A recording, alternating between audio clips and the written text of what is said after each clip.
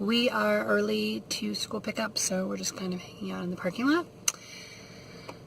But I needed to do an update video for you guys. A couple weeks ago, Roland and I did a video on tiny house insurance and what we had set up. We had wildfires that were happening in the Pacific Northwest, and so I wanted to make sure that we were covered insurance-wise for a tiny house. So we did a video on who we use and our experience thus far. Then things got a little interesting. To kind of backpedal. So when we signed up in the summer of 2016 when we got our house, and we moved it to Oregon, and we got set up and everything was fine. We paid, it was around $700, and that was our yearly premium, and we paid it in full before we set up the policy, and everything was fine.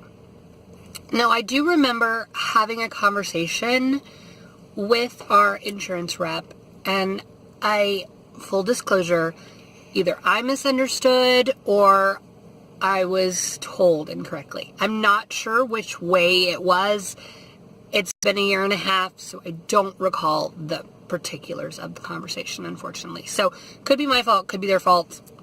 I think it was probably a little bit of both, perhaps. We did have an exclusion on our policy, and it had said movement exclusion. And when I know what I recall, but again, it's been a while, so I could be wrong. I have been wrong before. Was that it did not cover the tiny house when it was in motion. So, kind of like an RV. So if you have an RV and you're traveling down the highway and somebody hits you, you're covered because it's a moving vehicle, and RV insurance is different. So the way that I understood it was that tiny house insurance would not cover if we were in motion. But if we were in the RV park or wherever, then we'd be fine. That's what I understood. I was wrong. Apparently very wrong. And I thought, oh, well, we pay somebody to move our house. So we're covered under their insurance policy when it's in motion, so we should be fine. And I didn't think anything of it. So we were at the RV park for 7, 8 months, I guess. My math, it's too early. But we found a new place to move, and we moved the house in February of 2017. So still under the original policy because it went from, I believe, July to July or something. So we were under that insurance policy. Now I know better. But after I did the video on our insurance policy, the insurance agent was like, where are you guys right now? And I said, oh, we're at blah, blah, blah. And he said, oh, I didn't know that you moved. And I said, oh, I guess I didn't tell you. Again, my fault. And so I gave him the new address, and that was about it. So then I read an article from Jenna at Tiny House Giant Journey about her insurance woes and how she was using my insurance carrier and had all kinds of trouble and ended up dropping him and going with somebody else. And so I read it and I was like, whew, well, at least I'm okay. I didn't really think anything of it. Not a day or two later, I get a paper in the mail. We've been dropped. I had 10 days, basically, and they were taking away my insurance policy. Now, we renewed in July of 2017. So we were already at our current location, and we have not moved since, okay? So we didn't move in this insurance cycle. So from what I can understand, because we moved the house at all, we were no longer able to be insured. No insurance. No insurance. Basically, I got a thing in the mail that said, you have 10 days, we're dropping you, and hopefully I get my refund back. I have contacted my agent, and hopefully by the time that this goes live, I will have got a refund. If I have not, I will let you guys know, because it'll be a a week or two before this is posted. So I'm hoping that I get my money back. But it sucks. It really does, because I need insurance on my house and they're not able to offer it. And this company specializes in tiny house insurance. And from what I understand, we just went to the tiny house, a tiny house living festival, and this was happening to a ton of his clients. Basically, they were dropping everybody because they were moving their houses. And the nature of tiny houses is they're going to move. I understand now, there were things that I probably should have done. I was not aware. We're kind of trailblazers in this arena. So, yeah, I have no insurance. So, thankfully at the Tiny House Living Festival, we met up with another insurance rep, and I will put his contact info in the description box below. He's the same one that Jenna suggested in her blog post. So I went back to them and I told them the situation and how we are, we're not moving. I mean, I know a lot of tiny housers, they move all over the country and they're traveling and stuff, and that's not us. We did move once, but we're not, nomads. We're not moving around a ton, but we might move once a year, every couple of years, whatnot.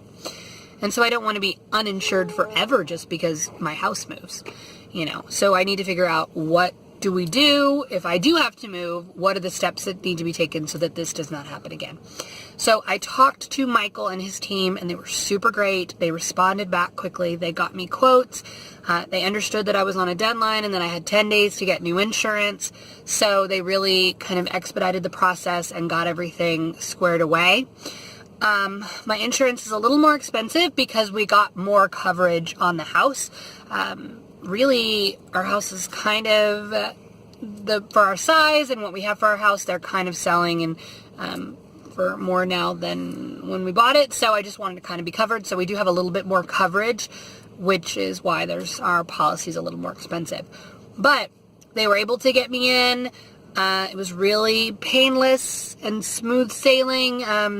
And as of today, we are now covered. We didn't have a lapse in coverage at all, thankfully. So I'm really happy about that. And now we know that if we do have to move, we need to contact them, and they're going to have to then add a new clause, basically. And from what I can understand is that once you add on the movement clause, you can't take it off. So you pay a little bit more for your policy, but then it covers it if you're going to be moving and traveling. So, oh, okay. So eventually we will have to add that clause the next time we move, and then that will be on forever.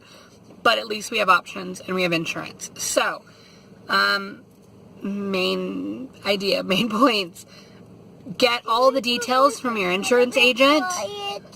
Find somebody that communicates with you and will respond quickly and answer your questions, and do your research. Insurance for tiny houses is kind of rare, and we are new to all of this, as are most of the insurance agents. So sometimes they don't quite understand the little implications of the policies like they should.